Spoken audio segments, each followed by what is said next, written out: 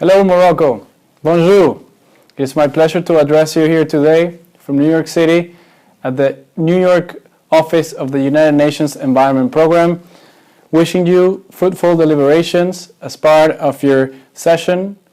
I would like to greet and salute Her Royal Highness, Princess Lala Mariam, the Moroccan Children Parliament, and extend my gratitude to the ONDE for the magnificent labor that you are doing in terms of promoting children's rights in the context of sustainable development and Agenda 2030.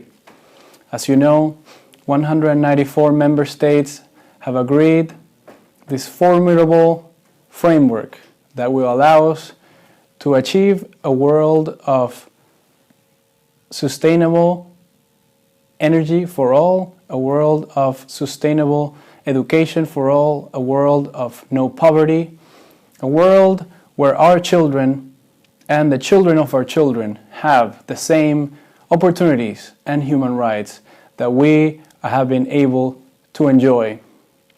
The road is set for what is to be done from now on.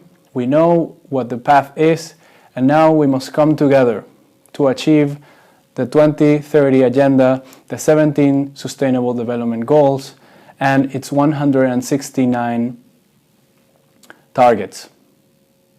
In order to do this, we will follow up throughout 2016 and beyond, starting with the United Nations Environment Assembly, where 160 ministers of the environment are coming together to find ways to localize, to bring the sustainable global agenda into countries and find policies that will protect the environment and find solutions to the challenging problems that we face.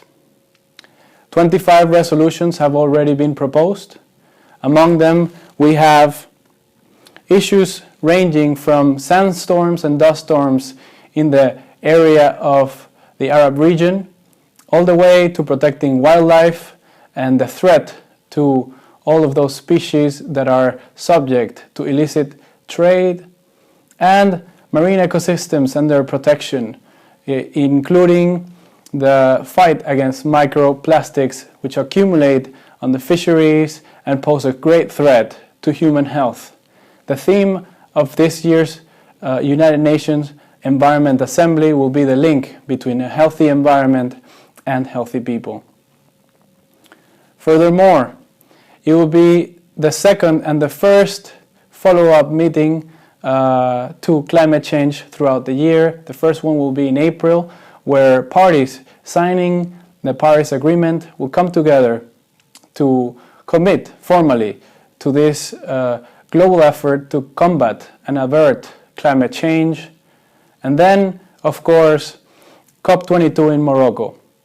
This will be a major opportunity to start following through the INDCs, the intended national contributions, which countries and their leaders have signed to allow for their countries to go to a path, to really embark in a path of decarbonization where climate change adaptation and mitigation are at the forefront of policy making. We know that carbon emissions have been rising up until today.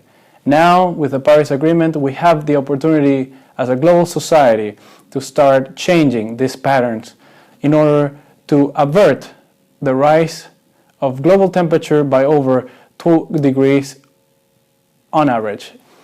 This is important, this is of massive importance, because if we are not to fulfill this objective, what we find is that ecosystems worldwide will suffer, that a lot of displacements and refugees, thanks to climate, will pose great challenges to world peace. We have to really embark in this journey together to allow for greater accountability. We, as we the peoples of the United Nations, disregarding of our race, color, our beliefs, our tendencies, or our language, we can come together to ensure that we are able to pass on in a planet that is healthy to our future generations. I look forward to meeting you soon. It's been a great journey with Morocco. Morocco has been setting the example in the region. I commend His Royal Highness and the government of Morocco, His Royal Highness the King Mohammed VI, for the recent inauguration of the massive solar power plant, which is harnessing the power of the sun to avert the burning of fossil fuels for the generation of electricity. Your role as a global leader and as a regional leader is of prime importance. I would like to also stress our collaboration throughout the design of Agenda 2030 and the work that we intend to continue to bring forth by creating platforms and spaces of collaboration and participation for civil society, for youth, for everybody out there in the world who want to make a change. Initiatives like the My UNEA platform, for example, where citizens can have their voices be heard and take part of the United Nations Environment Assembly, and future new projects, exciting projects like the My Planet 2030 survey, where citizens all over the world will be able to not only demand climate action from their governments and environmental action from their governments, but also find a variety of options where they could pledge to take action themselves as individuals. I would like to thank you again for this opportunity. It's always my pleasure to participate, albeit remotely, but hopefully we'll be with you together soon. Thank you so much. Salam alaikum and take care. Bye-bye.